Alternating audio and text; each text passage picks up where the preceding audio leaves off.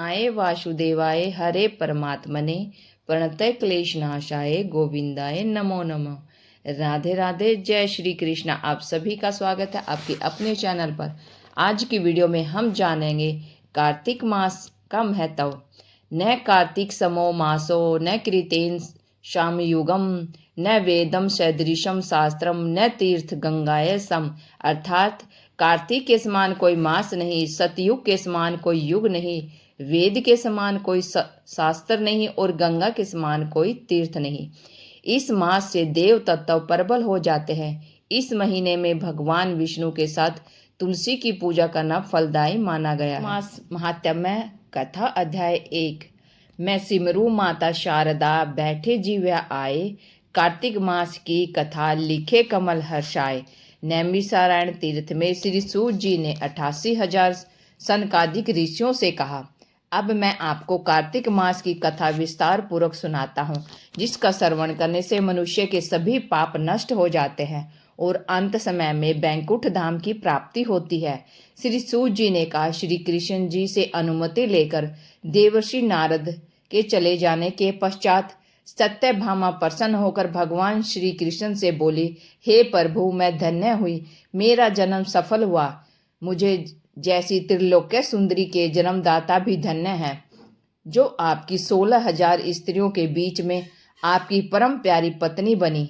मैंने आपके साथ नारद जी को वह कल्प वृक्ष आदि पुरुष विधि पूर्वक दान में दिया, परंतु वही कल्प वृक्ष मेरे घर लहराया करता है। यह बात मृत्युलोक में किसी स्त्री को ज्ञात नहीं है। हे त्रिलोकीनाथ, मैं आपसे कुछ पूछने की इच्छुक हूँ। आप मुझे कृपा कार्तिक महात्म्य की कथा विस्तार पूर्वक सुनाएं, जिसको सुनकर मेरा हित हो और जिसके करने से कल्प पर्यंत भी आप मुझसे विमुख न हो। सूत जी आगे बोले, सत्यभामा के ऐसे वचन सुनकर श्री कृष्ण ने हंसते हुए सत्यभामा का हाथ पकड़ा और अपने सेवकों को वहीं रुकने के लिए कहकर विलास युक्त अपनी पत्नी को कल्प वृक्ष के नीचे ले गए। फिर हंसकर बोले, हे प्रिय, 16,000 रानियों में से तुम मुझे प्राणों के समान प्यारी हो। तुम्हारे लिए मैंने इंद्र एवं देवताओं से विरोध किया था। हे कांते, जो बात तुमने मुझसे पूछी है उसे सुनो। एक दिन मैंने श्री कृष्ण तुम्हारी सत्यभामा इच्छा पूर्ति के लिए गरुड़ पर सवार होकर इंद्र लोक जाकर कल्प वृक्ष मांगा। इंद्र द्वारा मना किए जाने पर इंद्र एवं गरुड़ में घोर संग्राम हुआ और गोलोक में भी गरुड़ जी गौओं से युद्ध किया। गरुड़ की चोंच की चोट से उनके कान एवं पूंछ कटकर गिरने लगे, जिससे 3 वस्तुएं उत्पन्न हुई। कान से तंबाकू, पूंछ से गोभी और रक्त से मेहंदी बनी। इन तीनों का प्रयोग करने वाले को मोक्ष नहीं मिलता। तब गौओं ने भी क्रोध होकर गरुड़ पर वार किया, जिससे उनके 3 पंख टूटकर गिर गए। इनके पहले पंख से नीलकंठ, दूसरे से मोर और तीसरे से चकवा चकवी उत्पन्न हुए। हे प्रिय, इन तीनों का दर्शन करने मात्र से ही शुभ फल प्राप्त हो जाता है। यह सुनकर सत्यभामा ने कहा, हे प्रभो, कृपया मुझे मेरे पूर्व जन्मों के विषय में बताएं कि मैंने पूर्व जन्म में कौन कौन से दान, व्रत व जप किए हैं। मेरा स्वभाव कैसा था, मेरे जन्मदाता कौन थे और मुझे मृत्युलोक में जन्म क्यों लेना पड़ा। मैंने ऐसा कौन सा पुण्य कर्म किया था जिससे मैं आपकी अर्धांगिनी हुई। श्री कृष्ण ने कहा, हे प्रिय, अब मैं तुम्हारे द्वारा पूर्व जन्म में किए गए पुण्य कर्मों को विस्तार पूर्वक कहता हूँ, उसे सुनो। पूर्व समय में सतयुग के अंत में मायापुरी में अत्रि गोत्र में वेद वेदांत के ज्ञाता देव शर्मा नाम एक ब्राह्मण निवास करता था। वह प्रतिदिन अतिथियों की सेवा, हवन और सूर्य भगवान की पूजन किया करता था। वह सूर्य के समान तेजस्वी था। वृद्ध अवस्था में उसे गुणवती नाम कन्या की प्राप्ति हुई। उस पुत्रहीन ब्राह्मण ने अपनी कन्या का विवाह अपने ही चंद्र नामक शिष्य के साथ कर दिया। वह चंद्र को अपने पुत्र के समान मानता था और चंद्र भी उसे अपने पिता की भांति सम्मान देता था।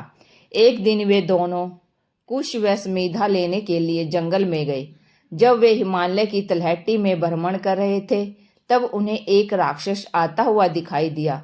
उस राक्षस को देखकर भय के कारण उनके अंग स्थिर हो गए और वे वहां से भागने में भी असमर्थ हो गए।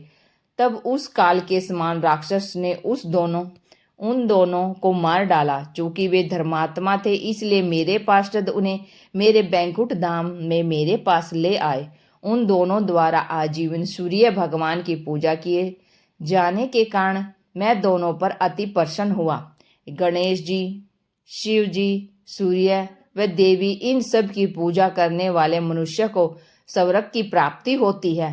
मैं एक होता हुआ भी काल और कर्मों के भेद से 5 प्रकार का होता हूँ। जैसे एक देवदत्त, पिता, भ्राता आदि नामों से पुकारा जाता है।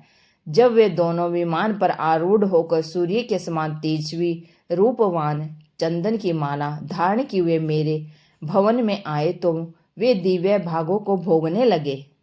कार्तिक मास महात्म्य कथा अध्याय 1 यहीं समाप्त होता है। कथा का अगला भाग कार्तिक मास महात्म्य कथा अध्याय 2 में सुनाया जाएगा। कार्तिक मास महात्म्य कथा अध्याय 1 आपको कैसा लगा? अगर अच्छा लगा है तो वीडियो को लाइक करें, शेयर करें और चैनल को सब्सक्राइब करके बेल आइकन जरूर दबा लें ताकि आने वाले सभी अध्याय आप तक पहुंचते रहे।